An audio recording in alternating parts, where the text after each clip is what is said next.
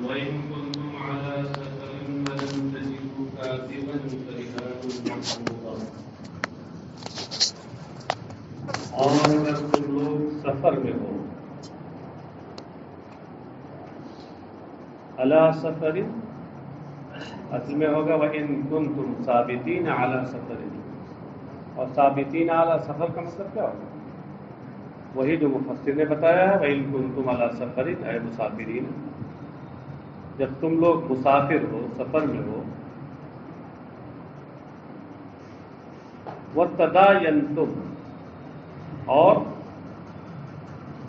تم آپس میں ادھار لین دین کرو، دین والا لین دین، ادھار لین دین کرو. وَلَمْ تَجِدُوا كَاتِبًا، اور کوئی لکھنے والا نہ پاؤ، فَرِهَانٌ مَقْبُوضَةٌ، تو وہاں گروی رکھی ہوئی چیزیں ہوں گی کہ جن پر قبضہ کر لیا جائے. ریحان کو بتا رہے ہیں کہ ایک قرات میں ریحان کے بجائے فرہنن ہے. ریحان ہو یا رہن ہو، دونوں رہن کی جمع ہے، اور رہن یہ دراصل مصدر ہے، اور اس کے معنی ہوتے ہیں کسی چیز کو گروی رکھنا. ہاں، اور مرہون کے معنی میں استعمال ہوتا ہے مصدر بطور مجازی مصدر. یہاں وہی مرہون ہی والے معنی میں ہے، اس لیے جمع آیا ہے. اگر مصدر ہوتا تو خالص مصدری معنی میں تو جمع آتا ہے. تو حاصل کیا ہوا؟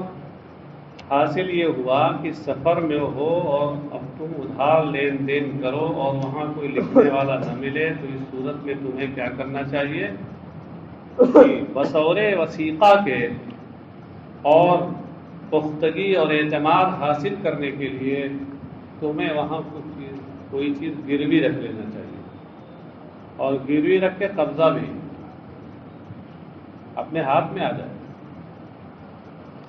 کیونکہ جو چیز رہن رکھی جاتی ہے، رہن کا مقصد ہی یہی ہوتا ہے کہ اپنے حق کے وصولی کے لیے اس کو استعمال کیا جائے. اس سے پہلے سفر کے علاوہ حضر کی بات تھی کہ جب تم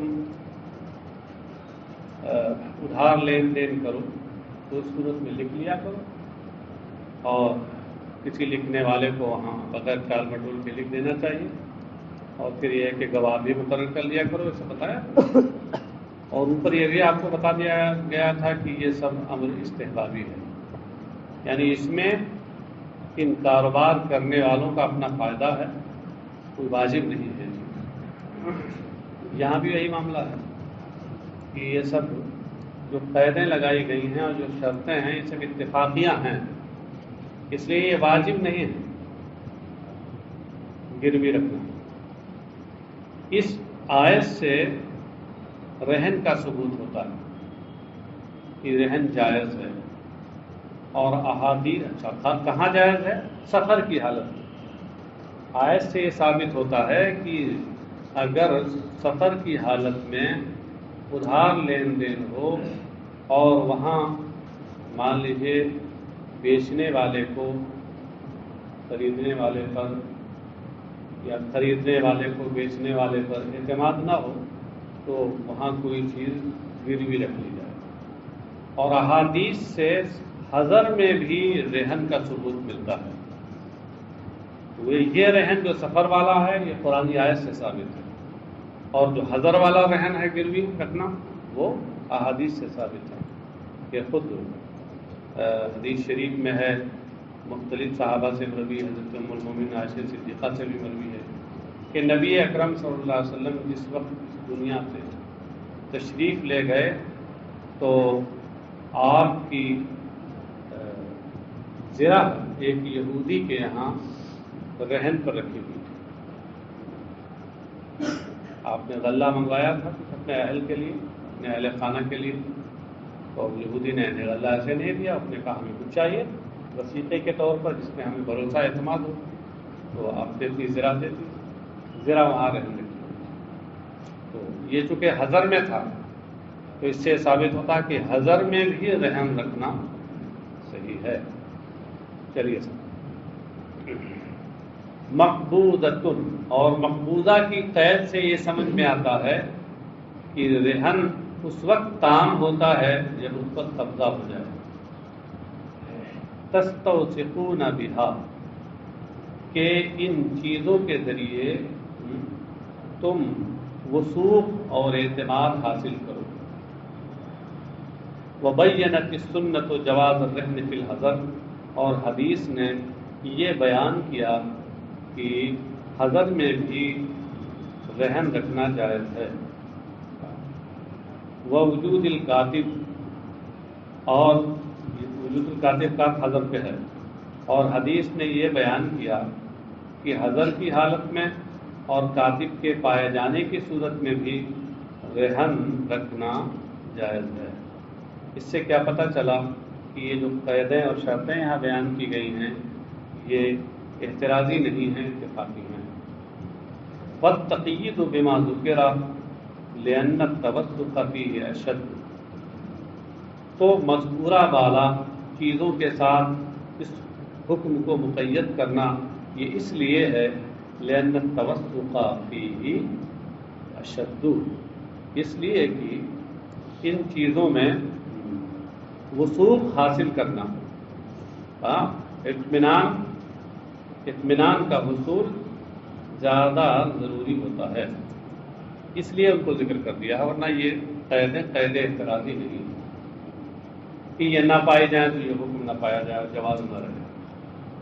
وافاد قوله مقبوضۃ اشتراط القبض فی الرہن والاکتفاء به من المرتہن ووکیلہ، اور اللہ تعالیٰ کے ارشاد مقبوضۃ نے اس بات کا فائدہ دیا کہ رہن میں قبضہ شرط ہے، اور مرتہن یا اس کے وکیل کی جانب سے اس کو کافی مرتہن یا اس کے وکیل کی جانب سے اس کا لے لینا کافی ہے. کیا مطلب ایک تو یہ سمجھ میں آیا کہ رہن میں قبضہ شرط ہے، مقبوضۃ سے بات بتائی. دوسری بات یہ بتائے گی کہ مرتہن خود اس پر قبضہ کر لے، اس کو لے لے، یا مرتہن نہیں اس کا وکیل لے لے، اس کی جانب سے ذمہ دار بنایا گیا، یہ کافی ہے.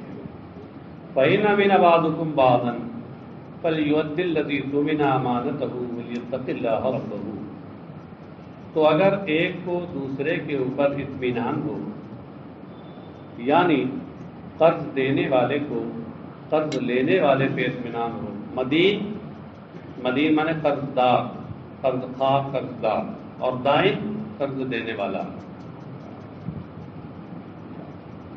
تو اگر ادھار دینے والے کو ادھار لینے والے پر اطمینان ہو، علی حقہ، یعنی اس کے حق پر اطمینان ہو، فلم یرتہن، اور پھر اس نے گروی نہ رکھی وہ چیز، اس نے کوئی چیز رہن نہ لی، تو فلیؤدی الذی اؤتمن امانتہ، تو جس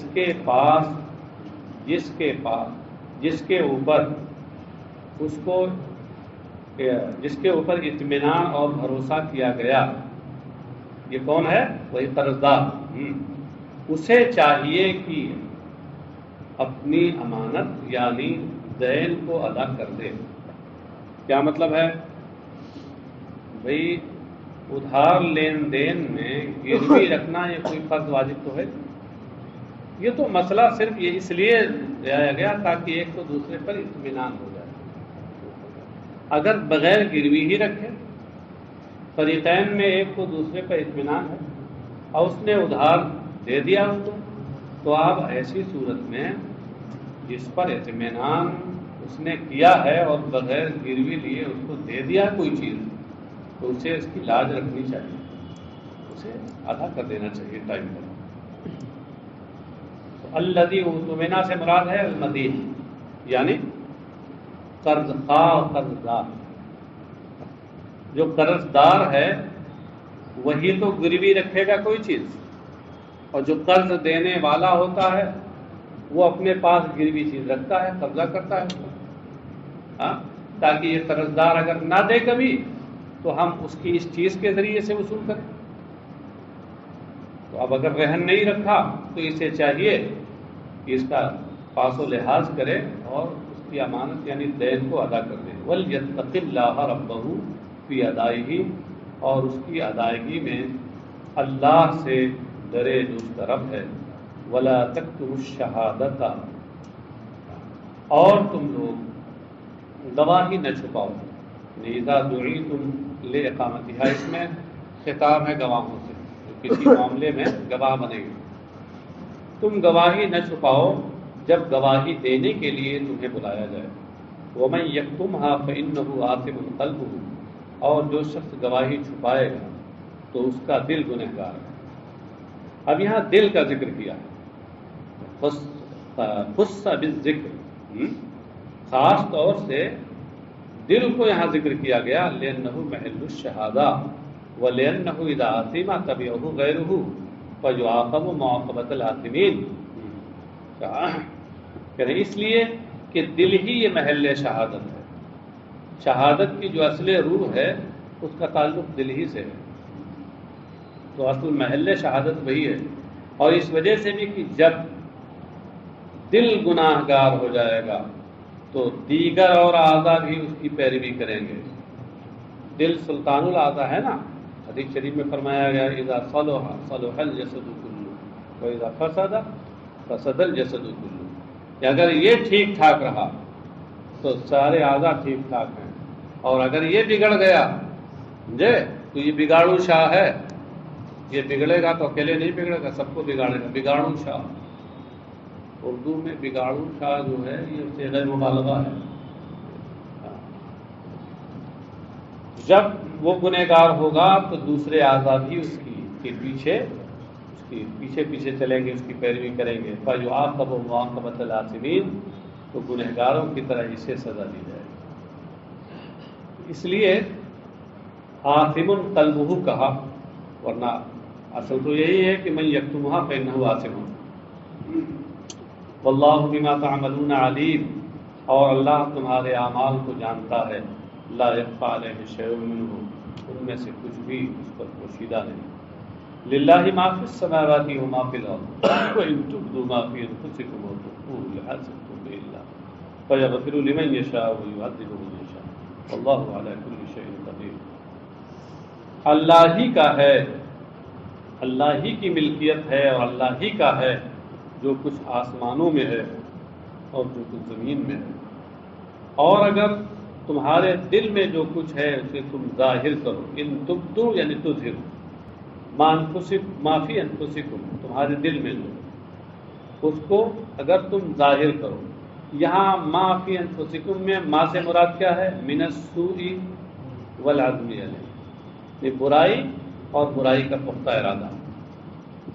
تمہارے دل میں جو برائی ہے یا برائی کا پختہ ارادہ ہے، اگر تم اس کو خواہ تم اس کو ظاہر کرو یا چھپاؤ، یحاسبکم بہ اللہ، اللہ اس پر تم سے محاسبہ فرمائے گا. یحاسبکم، اس کی تفسیر میں کہہ رہے ہیں اے یجزیکم، ہاں، اور تم کو اس کی جزا دے گا یوم القیامہ، قیامت کے دن. فیغفر لمن یشاء المغفرۃ لہ، یہ المغفرۃ جو ہے یہ یشاء پہلے متعدی کا مفعول بھی نکالا ہے. ایسے ہی بعد والا جو یشاء اس میں تعظیم ہو جو نکالا ہے تو وہ بھی اس یشاء پہلے متعدی کا مفعول بھی نکالا ہے جو میں نے. تو اللہ جسے بخشنا چاہتا ہے اسے بخش دیتا ہے، اور جسے سزا دینا عذاب دینا چاہتا ہے اسے عذاب دیتا ہے. اب یہ بتا رہے ہیں کہ یہ جو فیغفروا اور یعذبوا یہ دونوں فعل جو ہیں ان میں دو قرات ہیں. ایک قرات تو آپ نے جو پڑھی رفع کے ساتھ، اور ایک قرات جزم کے ساتھ یعنی فیغفر و یعذب. اب بتا رہے ہیں کہ جو جزم کے ساتھ ہے اس صورت میں یہ دونوں فعل جزا پر، جواب شرط پر معطوف ہیں، فعاطفہ ہے. یحاسبکم یہ جزا ہے نا، تو اسی پر معطوف ہیں یغفر اور یعذب. جو معطوف علیہ کا اعراب ہوتا ہے وہی معطوف کا اعراب ہوتا ہے، لہذا یہ مجزوم۔ کہتے والفعلان بالجزم عطفا علی جواب الشرط، یہ دونوں فعل جزم کے ساتھ ہیں جواب شرط، ان شرط کی جزا پر معطوف ہونے کی وجہ سے۔ اور کہتے ہیں والرفعی، رفعی کا عطف ہے جزمی پر، اور یہ دونوں فعل رفع کے ساتھ ہیں، تو اس صورت میں کیا ہوگا؟ اے فہو، مطلب اس صورت میں یہ خبر بنیں گے اور ان کا مبتدا محذوف ہوگا۔ تو کیا صورت بنے گی کہ فہو یغفر لمن یشاء ویعذب من یشاء۔ تو جب یہ خبر بنے گی تو اب کوئی جازم اس کے اوپر داخل ہی نہیں ہو، وہ تو ہوا پہ، ہوا کے ساتھ پورے جملے پہ داخل ہوا، اب پورا جملہ محل جزم میں ہوگا، نہ کہ صرف یغفر اور یہ فعل۔ واللہ علی کل شیء قدیر، اور اللہ ہر چیز پر قادر ہے۔ منہ محاسبتکم وجزاؤکم، اور ہر چیز میں سے تمہارا حساب و کتاب کرنا اور بدلہ دینا تمہیں، یہ بھی ہے اسی میں سے۔ آمن الرسول بما انزل الیہ من ربہ والمؤمنون کل آمن باللہ وملائکتہ وکتبہ ورسلہ لا نفرق بین احد من رسلہ۔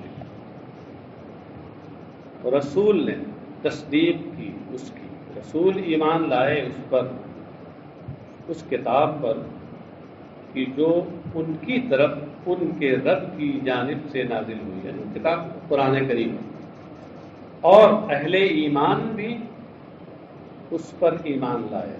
المومنون کا عطف الرسول پر ہے، آمن الرسول والمومنون۔ کل آمن باللہ،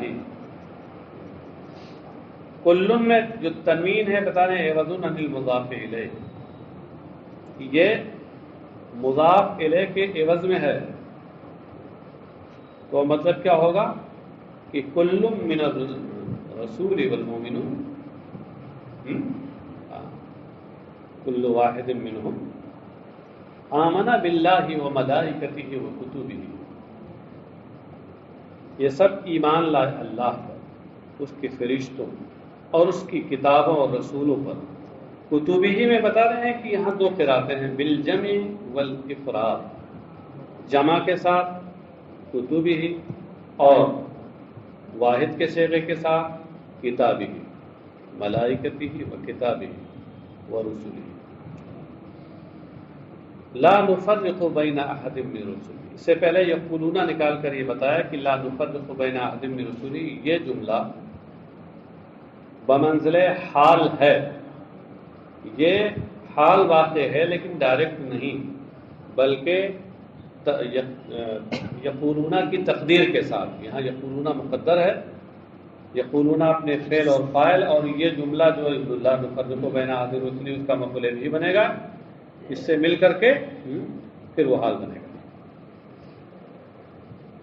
وہ جب کہ وہ کہتے ہیں کہ ہم اس کے رسولوں میں سے کسی کے درمیان فرق نہیں کرتے، فرق نہیں کرتے کا مطلب کیا ہے کہ فنؤمن ببعض ونکفر ببعض کما فعل اليہود والنصارى، کہ ہم کسی پہ ایمان لائیں اور کسی کا انکار کریں، جیسا کہ یہودیوں اور عیسائیوں نے کیا کہ بعض پر ایمان لائے اور بعض پر انکار کیا۔ وقالوا سمعنا، اور انہوں نے کہا سمعنا واطعنا، مفعول بھی محذوف ہے سمعنا کا، ہم نے سنا، ظاہر سی بات ہے سنا تو کوئی چیز سنی ہوگی، وہ مفعول بھی یہاں محذوف ہے، اس کو مفسر نے نکالا کہ سمعنا ما امرتنا به، تو نے ہمیں جو حکم دیا، اللہ سے دعا ہو رہی ہے نا، اے اللہ تو نے ہمیں جو حکم دیا اس کو ہم نے سنا، سماع قبول، سنا قبولیت والا سننا، سنا قبولیت کے کانوں سے سنا، مطلب صرف یہ نہیں کہ ادھر سے سنا ادھر سے اڑا دیا، بلکہ سنا تو اسے مانا اور قبول کیا۔ سننا دو طرح سے ہوتا ہے، واطعنا، اور ہم نے تیرا حکم مانا، غفرانک ربنا، غفرانک سے پہلے نسألو کا نکال کر بتا رہے ہیں کہ غفرانہ یہ مفعول بھی ہے فعل ناصب محذوف کا، وہ ہے نسألو کا، یا اسی کے ہم معنی کوئی اور، جیسے نیچے دکھایا کہ نطلب مثلا اے اللہ، اے ہمارے پروردگار، ہم تجھ سے تیری بخشش طلب کرتے ہیں، وَإِلَيْكَ الْمَصِيرُ الْمَرْجِعُ بِالْبَعْثِ، اور تیری ہی طرف پلٹ کر جانا ہے، بالبعث، مرنے کے بعد دوبارہ زندہ کیے جانے سے، ہاں یعنی مطلب یہ ہے کہ مرنے کے بعد دوبارہ زندہ کیے جائیں گے تو یہ طرف جائیں گے۔ کہتے ہیں وَلَمَّا نَزَلَتِ الْآيَةُ الَّتِي قَبْلَهَا شَكَ الْمُؤْمِنُونَ مِنَ الْوَسْوَسَةِ وَشَقَّ عَلَيْهِمُ الْمُحَاسَبَةُ بِهَا فَنَزَلَ، اور جب یہ پہلے والی آیت اتری تو مسلمانوں نے نبی اکرم صلی اللہ علیہ وسلم کی بارگاہ میں وسوسے کی شکایت کی، اور وسوسے کے ذریعے محاسبہ ان کے اوپر گراں اور دشوار ہوا، تو یہ آیت نازل ہوئی۔ مطلب اوپر یہ بات آئی تھی، اوپر یہ آیا کہ تمہارے دل میں جو کچھ ہے چاہے تم اس کو ظاہر کرو یا چھپائے رکھو، اللہ اس پر تم سے محاسبہ فرمائے گا۔ تو دل میں تو وسوسے بھی آتے ہیں، اور وسوسوں سے کون بچا؟ وسوسوں سے کوئی بچا ہے؟ پتہ نہیں کیسے کیسے ارادے آتے ہیں، اور ان سے بچنا واقعی یہ شاق ہے، بڑے بڑوں کے لیے شاق ہے۔ اس لیے نبی اکرم صلی اللہ علیہ وسلم کی بارگاہ میں یہ صحابہ حاضر ہوئے اور عرض کیا کہ تب تو ہم لوگوں کے لیے بہت زندگی دشوار ہے، کیونکہ ہمارے دلوں میں نہ معلوم کیسی کیسی باتیں آتی ہیں، اس سے بچنا ہمارے لیے مشکل ہے۔ تو آیت اتری کہ لا یکلف اللہ نفسا الا وسعها، کہ اللہ کسی جان پر اتنا ہی بوجھ ڈالتا ہے جو اس کی طاقت بھر، بوجھ نہیں ڈالتا، ذمہ داری نہیں ڈالتا، الا وسعها، مگر اس کی طاقت بھر، اے ما تسعه قدرتها، یعنی اس کی طاقت جس کی گنجائش رکھتی ہو اتنا ہی بوجھ ڈالتا ہے۔ تو اس سے کیا مطلب ہے؟ اس کا مطلب یہ ہوا، مطلب وہی ہوا جو مفسر نے اوپر بتا دیا ہے کہ ما فی انفسکم میں ما سے مراد دل میں آنے والی ہر چیز نہیں ہے، کہ چاہے وسوسہ اور دغدغے کی صورت میں ہو، شک کی صورت میں ہو، یا وہ عزم محکم کی صورت میں، عام نہیں ہے وہاں، بلکہ وہاں ما سے مراد کیا ہے؟ پختہ ارادہ۔ اب مطلب یہ ہوا کہ برائی کا مطلق ارادہ، کہ یہ اس پر محاسبہ نہیں ہوگا، یہ گناہ نہیں ہے، ہاں برائی کا پختہ ارادہ کر لے، عزم کر لے اس پر، تو اس پر محاسبہ ضرور ہوگا، اور یہ ضرور گناہ کا کام ہے۔ یہ کیونکہ مطلق ارادے پر اگر گرفت کی جائے تو یہ انسان کی طاقت سے باہر ہے، یہ تکلیف مالا اطاق ہو جائے گی، اور تکلیف مالا اطاق ہو جائے گی۔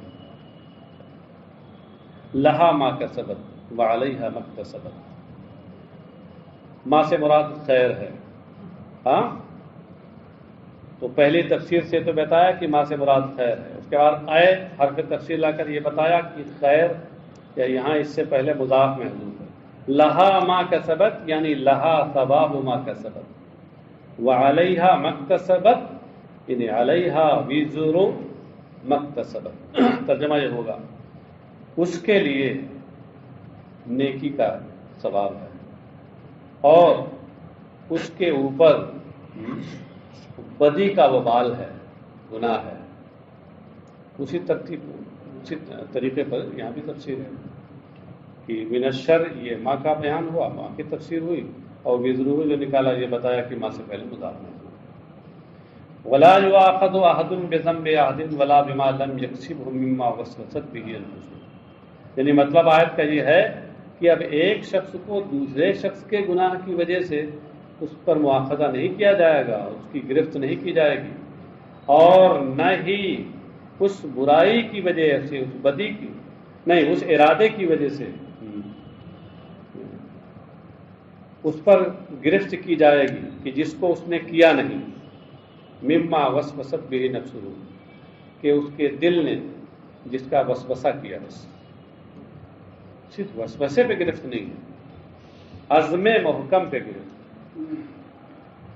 ربنا لا تؤاخذنا، اس سے پہلے قولو نکال کر بتایا کہ یہ ربنا لا تؤاخذنا مفعول بھی ہے، مفعولہ ہے، اس کا فعل یہاں محذوف ہے۔ قولو، تم لوگ یہ دعا کرو، اللہ تعالیٰ اپنے بندوں کو تعلیم دے رہا ہے، دعا کرو ربنا لا تؤاخذنا ان نسینا او اخطانا، اے ہمارے پروردگار تو ہماری گرفت نہ فرما، بالعقاب، عقاب کے معنی سزا، سزا۔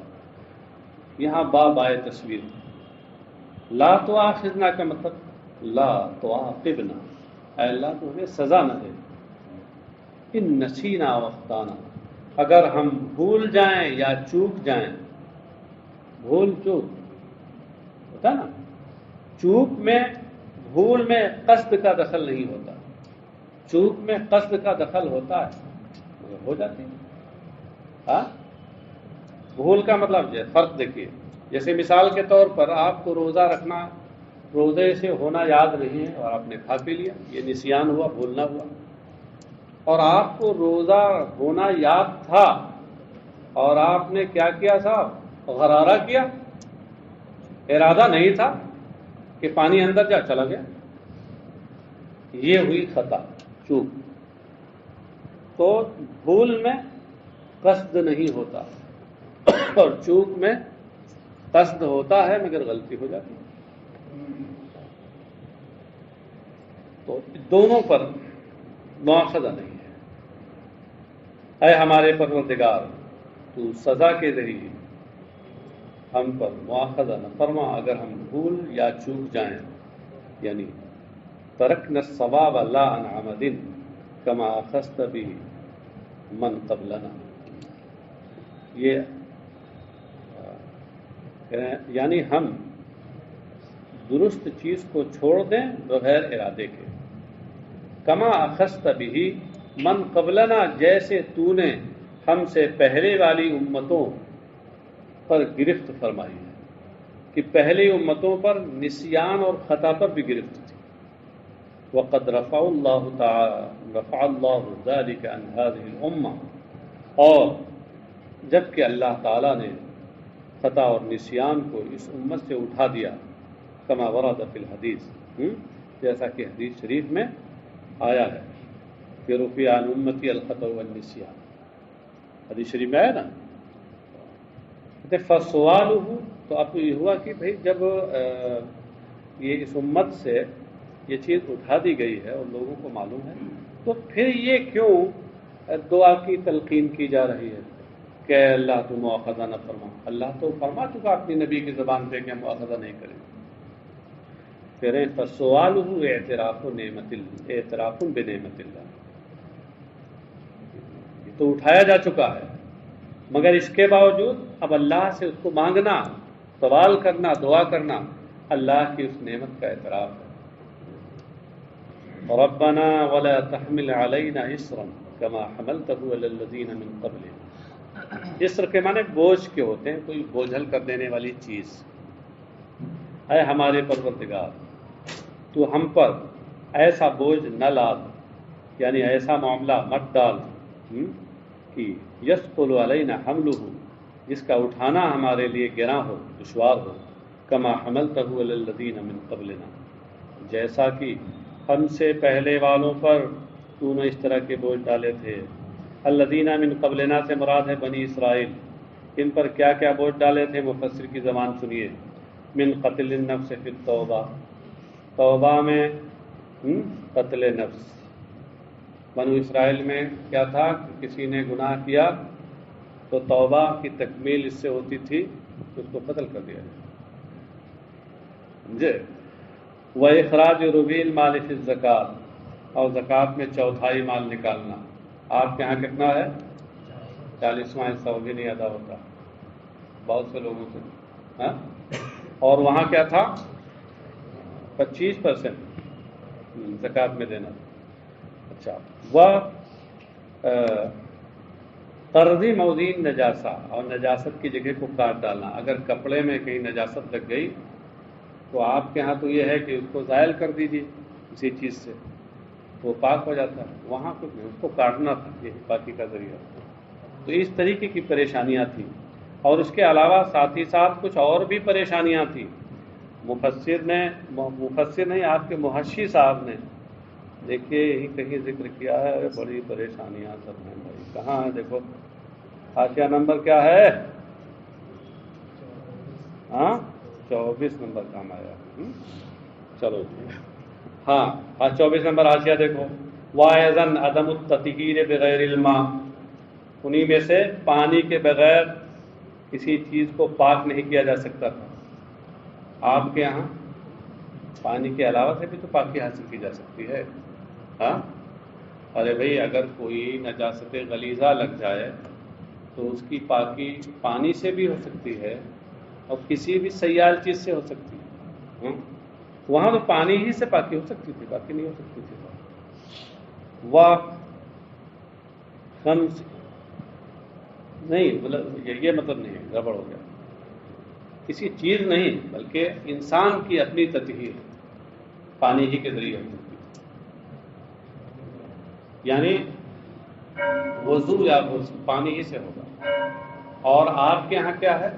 اگر وہ میسر نہیں ہے تو تیمم بھی کافی ہے۔ اچھا، اور ان کے یہاں شب و روز میں 50 نمازیں تھیں، 50 نمازیں، یہاں 5 باری ہیں۔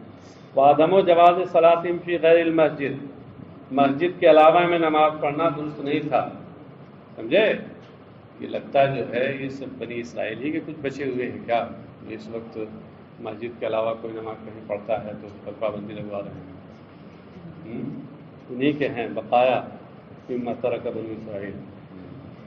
جی، وحرمت اکل الصائم بعد النوم، اور روزے دار افطار کرنے کے بعد اگر سو گیا تو اب چاہے تھوڑی دیر سوئے اور پوری رات باقی ہے، اب کھا نہیں سکتا، کھانا حرام تھا۔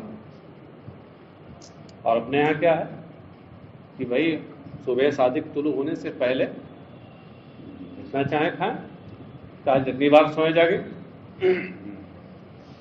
وَمَنْعُ بَعْضِ الطَّيِّبَاتِ عَنْهُمْ بِالذُّنُوبِ، اور ان سے گناہوں کی وجہ سے کچھ پاکیزہ حلال چیزیں ان سے ممنوع قرار دے دی گئی، جیسے اونٹ کا گوشت منع کر دیا گیا تھا۔ وَكِتَابَةُ ذَنبِ اللَّيْلِ عَلَى الْبَابِ بِالصُّبْحِ، اور کوئی اگر رات میں گناہ کرتا تو اس کی سزا جانتے کیا تھی؟ اس کے دروازے پر صبح صبح لکھ جاتا تھا کہ اس نے آج رات میں گناہ کیا، سمجھے؟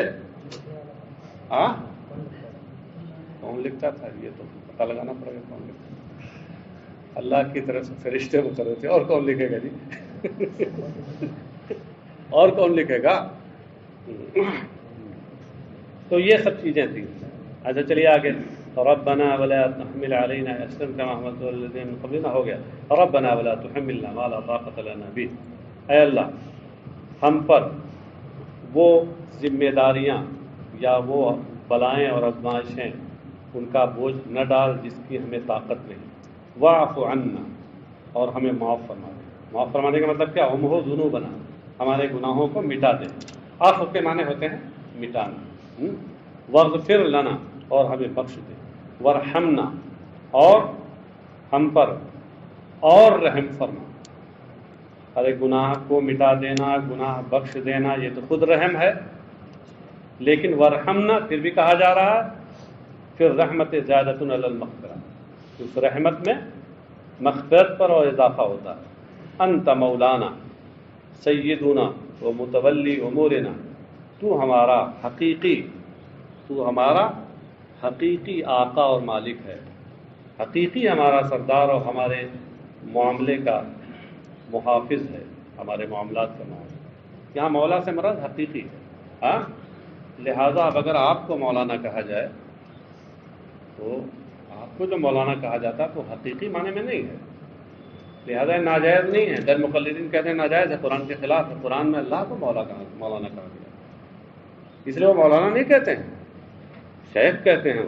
آپ دیکھ لیجیے کوئی غیر مقلد مولانا نہیں کہتے۔ فانصرنا علی القوم الکافرین، وہ کافروں پر ہماری مدد، کافروں کے خلاف ہماری مدد فرما، بے اقامت الحجت والغلبۃ فی قتالہم، دلیل قائم کر کے اور جنگ میں ان پر غلبہ کے ذریعے، یعنی اگر جنگ ہو تو جنگ میں ہمیں غلبہ دے، اس طرح مدد فرما، اور اگر جنگ نہ ہو، ایسے ہی بحث و مباحثہ گفتگو ہو، تو اس میں دلیل ہمیں قائم کرنے کی توفیق عطا فرما۔ فإن من شأن المولا أن ينصر مواليه على الأعداء، اس لیے کہ آقا اور مالک کی شان یہی ہے کہ وہ دشمنوں کے خلاف اپنے غلاموں کی مدد کرے۔ وفي الحديث لما نزلت هذه الآية فقرأها رسول الله صلى الله عليه وسلم قيل له عقب كل كلمة قد فعلت۔ حدیث شریف میں ہے کہ جب یہ آیت نازل ہوئی اور رسول اکرم صلی اللہ علیہ وسلم نے اس آیت پڑھا تو ہر جملے کے، کلمہ بمانا جملہ ہے یہاں، جیسے کلمہ طیبہ میں کلمہ وہ نحوی والا کلمہ نہیں ہے، تو ہر جملے کے بعد اللہ کی جانب سے کہا گیا قد فعلت، میں نے کر دیا، یعنی جو دعائیں آپ کر رہے ہیں میں نے قبول، سمجھے؟